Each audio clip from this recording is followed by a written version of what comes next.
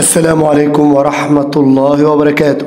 طلاب الأعزاء، طلاب الصف الأول الإعدادي، الفصل الدراسي الثاني التعليم الجديد، كل عام وأنتم بخير في درس جديد من دروس طبعا القواعد النحوية للفصل الدراسي الثاني 2025 للصف الأول الإعدادي.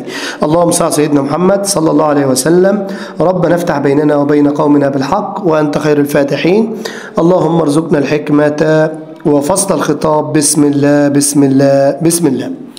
مع بعض يا جماعة أول درس معانا ألا وهو درس ظن وأخواتها. طبعا ظن وأخواتها من الأفعال المتعدية اللي بتنصب مفعولين أصلهما المبتدأ والخبر. بتنصب مفعولين أصلهما المبتدأ والخبر. طبعا في أفعال بتفيد الظن والرجحان، ظن وحسب وزعم وخال. احفظ معايا. أفعال تفيد اليقين، علم ورأى ووجد. وفي يا جماعة الفعل ضرايا. أفعال تفيد التحويل، جعل، اتخذ، صير، حول، رد. طبعا جعل واتخذ وصير وحول ورد وغير. في يا جماعة غير برضه، غير دي بتفيد الرجحان أو الظن. الأربعة دول بيفيدوا اليقين، الستة دول بيفيدوا التحويل. هذه الأفعال تدخل على الجملة الاسمية فتحول المبتدأ المرفوع مفعول به أول منصوب، وتحول الخبر المرفوع مفعول به ثاني منصوب. يا جماعة معروف احنا لو حطينا للجملة الاسمية كان أو أحد أخواتها بترفع المبتدأ وتنصب الخبر. لو حطينا إن وأحد أخواتها بتنصب المبتدأ وترفع الخبر. لكن ظن وأخواتها بتنصب المبتدأ وتنصب الخبر على أساس إن المبتدأ بيكون مفعول به أول منصوب بالفتحة، والخبر مفعول به ثاني منصوب وعلامة نصبه الفتحة. القطار سريع مسرع. قطار مبتدأ مرفوع بالضمة، ومسرع خبر مرفوع بالضمة. لما احط ظن اقول ظن الرجل القطار مسرعا. ظن فعل ماضي مبني على الفتح، الرجل فاعل مرفوع علامة رفعه الضمة، القطار مفعول به أول منصوب بالفتحة، مسرعا مفعول به ثاني منصوب علامة نصبه الفتحة. نفس الكلام في الطالب مميز. جعل الاجتهاد بيفيد التحويل، الطالب اتحول لمميز بجعل فعل ماضي، الاجتهاد فاعل، الطالب مفعول به أول، مميزا مفعول به ثاني. ما تنساش حبيبي إن أصل المبتدأ أصل المفعول بالمفعولية ظن وأخواتها كان مبتدأ وإيه وخبر. لأن الدرس القادم إن شاء الله في النحو أفعال تنصب مفعولين ليس أصلهم المبتدأ والخبر، اللي هي علم ووجد ورأى وضري ووهب وأعطى وكسى وألبس. ماشي يا ابني، ربنا يزيدك علم، ويا بنتي ربنا يبارك فيكي. بصي معايا في الجدول الموضح من كتابكم كتاب الأضواء. طبعا ما تنساش تشترك في قناة نسر اللغة العربية، قناة مستر محمد سمير، على أساس إن أنت طبعا يزداد علمك، وطبعا توسع نطاق مشاركة الفيديو علشان الكل يستفيد من هذا العلم إن شاء الله. لمزيد من الأمثلة اقرأ الجدول التالي. ظننت الشجرة مثمرة. طبعا ظن دي الفعل من أخوات ظن، الفاعل هو التاء، الشجرة مفعول به أول، مثمرة مفعول به ثاني وعلامة نصبهما الفتحة. حسبت المهندسات صامدات. حسبت الفعل، التاء تاء الفاعل، والمهندسات مفعول به أول، وصامدات مفعول به ثاني، وطبعا علامة النصب الكسرة. خال اللص الشرطي غافلا. خال فعل ماضي، طبعا اللص فاعل، صورة الفاعل هنا اسم ظاهر، شرطي مفعول أول وغافلا مفعول به ثاني والفتحة. زعم الطفل الخيال حقيقة. زعم فعل ماضي، طفل فاعل، الخيال مفعول أول، حقيقة مفعول ثاني والفتحة. طبعا الفتحة ليها علامة النصب، علامة النصب. علمت الكذابين منبوذين. علم فعل ماضي، التاء الفاعل، الكذابين مفعول به أول، منبوذين مفعول به ثاني، وطبعا النصب لياء. وجدت أباك ذا أدب. طبعا وجد فعل ماضي، التاء الفاعل، أباك مفعول به أول، ذا مفعول به ثاني، وعلامة نصبه الألف لأنه من الأسماء الخمسة. رأيت صدق منجاة. طبعا رأى فعل ماضي، التاء الفاعل، صدق مفعول به أول، منجاة مفعول به ثاني وعلامة النصب الفتحة. يجعل التسامح العدو صديقا. يجعل فعل مضارع، تسامح فاعل مرفوع بالضمة، العدو مفعول به أول، وصديق مفعول به ثاني والفتحة. طبعا حبايبي صورة المفعولين طبعا بيقول لك ممكن تكون اسم ظاهر، وركز ربنا يبارك فيك، ممكن تكون ضمير مستتر متصل أو اسم ظاهر. أقول علم الجندي العدو مهزوم، الاثنين ظاهرين. ضمير متصل واسم ظاهر حسيبتك منظما، طبعا المفعول به أول الكاف والمفعول به ثاني إيه؟ منظم. يا جماعة الأفعال الخلاصة ركز قوي، الأفعال التي تنصب مفعولين أصلهما المبتدأ والخبر، ظن وأخواتها، وهي أفعال تدخل على الجملة الاسمية فتنصب المبتدأ ويسمى مفعول به أول، وتنصب الخبر ويسمى مفعول به ثاني، وهي أفعال مقسمة لثلاثة أقسام: أفعال الظن والرجحان، ظن حسب زعم قال، أفعال اليقين علم وجد رأى دري، أفعال التحويل جعل اتخذ سير حول رد غير، 14 فعل. ملحوظات هامة: ابن العزيز تسمى ظن وقد أفعال ناسخة لأنها تغير حكم المبتدأ والخبر. تاني ليه هم سموها أفعال ناسخة؟ لأنها تغير حكم المبتدأ والخبر، تنصب المبتدأ وتنصب الخبر على مفعول به أول مفعول به ثاني.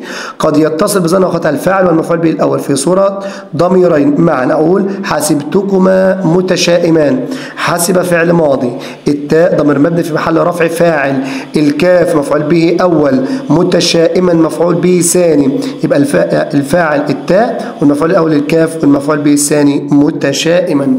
أعتقد إني طبعا الدرس واضح قدامك، أرجوك يا ابني تركز قوي عشان ربنا طبعا يبارك فيك وتفهم الدرس مطلقا. بعض الملاحظات كتاب الأضواء جايبها هقولها لحضرتك. الفعل رأى، وركز قوي قوي قوي، ينصب مفعول به واحد إذا جاء بمعنى أبصر، وينصب مفعولين إذا جاء بمعنى علم. لو أنا بشوف الحاجة هيبقى مفعول واحد واللي جاي بعد حال.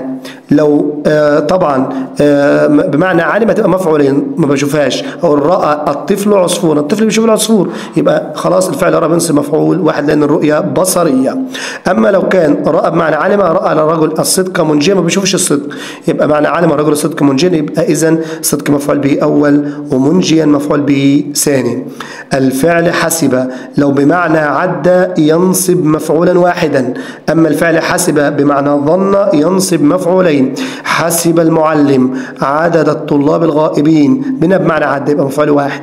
حسب المعلم الطالب مهملا بمعنى ظن يبقى ينصب مفعولين. معايا في المعلومة ديتي؟ كتاب الأضواء جايب المعلومات جميلة جدا. الفعل وجد بمعنى عثر ينصب مفعولا واحدا، لو بمعنى علم ينصب مفعولين. وجد الرجل النقود بمعنى عصر، يبقى إذن مفعول واحد. لو وجد رجل النقود ذائلة يبقى ينصب مفعولين. فعل علم يا جماعة لو بمعنى عرف ينصب مفعول واحد، بمعنى تأكد ينصب مفعولين أي يفيد اليقين. علم الطالب إجابة السؤال مفعول واحد، لكن علم الرجل الحق واضحا يقين يبقى مفعولين، مفعول به أول مفعول به ثاني. ظن وأخواتها تعمل في الماضي والمضارع والأمر، أو جعل المدير العمل سهلا، أو ممكن أقول يجعل المدير العمل سهلا، أو ممكن أقول اجعل العمل سهلا. ركز في ديتي عشان الملاحظات دي في غاية الأهمية حبيبي، ربنا يبارك فيك. طبعا علامة نصب المفعول به قد يكون الفتحة مع المفرد وجمع التكسير، ركبت السيارة، قابلت الأصدقاء، فتحة فتحة. الألف مع الأسماء الخمسة، متى نقدر ذا الإخلاص، ذا مفعول به منصوب بالألف.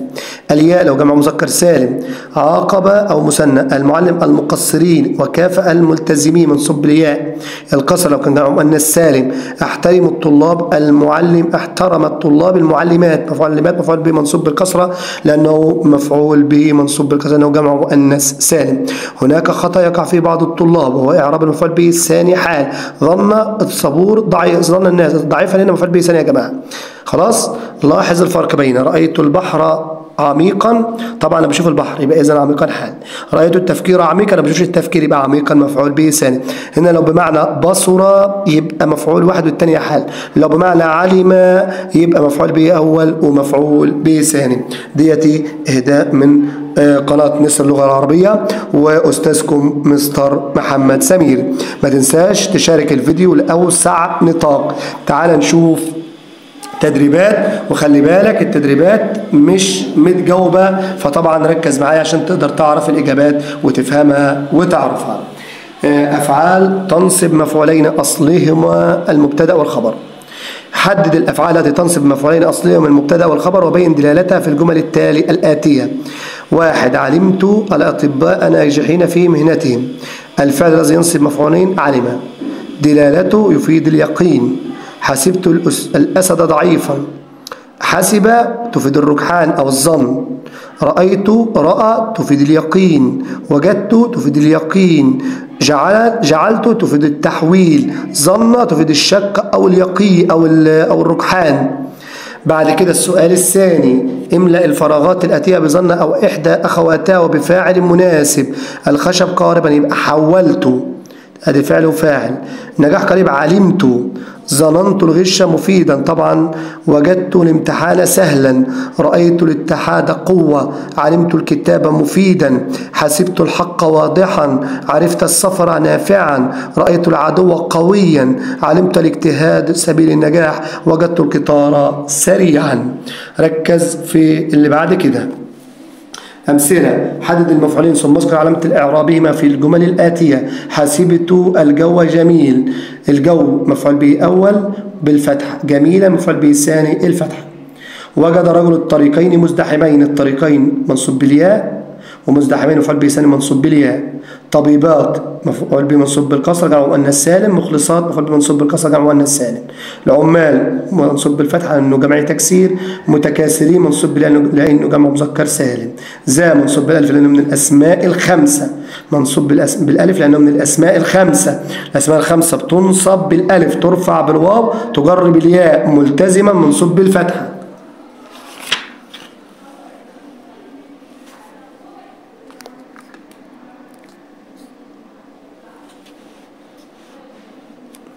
اذكر الصورة التي جاء عليها المفعولان في الجمل الآتية. وجد المظلوم العدل مطبقا. طبعا جاء على صورة طبعا الاسم الظاهر، ده اسم ظاهر وده اسم ظاهر. جعلت الحرارة الثلج ماء. الثلج اسم ظاهر والماء اسم ظاهر. خلتكم غائبين. الأول مفعول الأول ضمير متصل والثاني اسم ظاهر.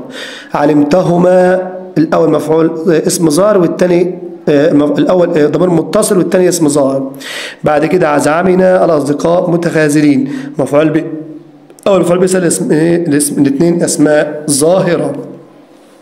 ده علامة صح السؤال الخامس أمام العبارة الصحيحة، وعلامة خطأ أمام العبارة غير الصحيحة. وجدت القوانين حازمة. علامة إعراب المفعول به الأول الياء غلط، منصوب بالفتحة دي لجمع تكسير. رد الخباز الدقيقة كعكا. الفعل رد يفيد التحويل، إجابة صحيحة. رأى الجمهور اللاعبين متكاسلين. مفعول به واحد غلط، لمفعولين لأنه بمفعول واحد، لأن هنا رؤية بمعنى بصرة تنصب مفعول واحد بمتكاسلين حال منصوب بالياء. أمتعنا الشاعر بقصيدته. فعل أمتعنا طبعا إن هنا مفعول به، يبقى الفعل متعدي وليس لازم، يبقى الإجابة خطأ. ادخل على الجمل الآتية فعلا ينصب مفعولين من غير ما يلزم ثم حدد المفعولين. علمتهن مقصرات، يبقى هن ومقصرات. رأيت ذا العلم مقدرا، يبقى ذا العلم ذا ومقدرا. وجدناهما مبدعتين، يبقى الناء ومبدعتين. هو رأيته متخاذلا، الهاء متخاذلا. وجدت الشرفتين مفتوحتين، الشرفتين ومفتوحتين. رأيت الأمهات حاضرات، يبقى الأمهات وحاضرات. وجدت اللاعبين فائزين، لاعبين وفائزين. رأيتهم متعاونين، يبقى هم متعاونين. ضع خطا تحت نمرة سؤال 8 تحت الفعل المتعدي لمفعول به واحد، وخطين تحت الفعل المتعدي لمفعولين فيما يأتي. علم الأب نجاح ابنه مفعول واحد يبقى خط. علم الأب نجاح عمل مفعولين يبقى خطين. وجدت خط مبلغا معنى عصر. وجدت كثرة المال مفسدة مفعولين يبقى خطين. دي خط ودي خط عشان مفعول واحد، ودي خطين ودي خط عشان مفعولين بنصب مفعولين. رأيت الأمة أو رأت الأم الصبر عشان مفعول به منصوب بالفتحة مفيدا. ظن المعلمون الطلاب طبعا فاهمين مفعول به مثلا منصوب بالياء. جعل الصانع عشان فاعل. ذهب مفعول به اول وخاتم المفعول به الثاني، يبقى الصانع فاعل مفعول بالضم. حسبت يبقى الكلام مفعول به منصوب بالفتحة. علمتكم طبعا علمتكن امينات. صورة المفعول به الاول ضمير بارز اللي هم كنا. صوب الخطأ في الجمل. ظننتك متفوق، لا متفوق عشان مفعول به ثاني. رأيت الجو جميل، لا جميلا عشان منصوب بالفتحة مفعول به ثاني. علمت التلميذين نجيبين، لا نجيبان غلط، نجيبين مفعول به منصوب بالياء. وجدت شجرة نافعة، لا نافعة مفعول به ثاني. يحسب الفنان الحاضرون مستمتعون، لا مستمتعين عشان مفعول به ثاني منصوب بالياء. جعل المدير ذات تقصير مفعول به أول منصوب بالألف منضبطا مفعول به إيه ثاني. تعال شوف معايا قطعة النحو ديت. السؤال رقم 11. الأخلاق الحميدة تعد زينة الإنسان، فهي تكسب صاحبها احترام الناس وتعلي مكانته في المجتمع. وقد عرف الإنسان المحترم مؤثرا في محيطه، وهو يتحدث بصدق في كل موقف، مدفوعا برغبة في نشر الفضيلة، لذا صار الناس خلف الأخيار تقديرا لأخلاقهم، فقد وجدوهم منبعا للأخلاق لا ينضب أبدا. طبعا عرف الإنسان المحترم، عرف الإنسان المحترم مؤثرا، إنسان عرف حاله إيه؟ مؤثر، يبقى حال. نشر الفضيلة مجرورة بالكسر مضاف إليه. لا ينضب لا نافية، يبقى الفعل مرفوع بالضم يا جماعة. بص على القطعة كويس عشان الاختيارات تطلعها، لأنها طبعا مش هنشوفها من القطعة. عندنا يا حبيبي وركز قوي، استخرج من القطعة أو من الفقرة نعت الحميدة مرفوع بالضمة، نائب فاعل زينة نائب فاعل مرفوع بالضمة. الضمير المنفصل هو الضمير المتصل وجدوهم، فعلا ينصب مفعولين وجدوهم منبعا، وهم مفعول به أول ومنبعا مفعول به ثاني. فعل مبني المجهول تعلي أو تعلي أو تعد زينة، طبعا تعد برضه. ادخل على الجملة السابقة فعلا ينصب مفعولين. ظننت الفرسان متحمسين مفعول به منصوب بالفتحه لانه جمع تكسير، ودي منصوب بها لانه جمع مذكر سالم. استعمل طبعا ما اقدرش اقول قلمين، اقول قلمان لان نائب فاعل مرفوع بالالف. جديدان هتبقى نعت مرفوع بالالف او صفه مرفوعه بالالف. السؤال رقم 12. اقرأ ثم اجب.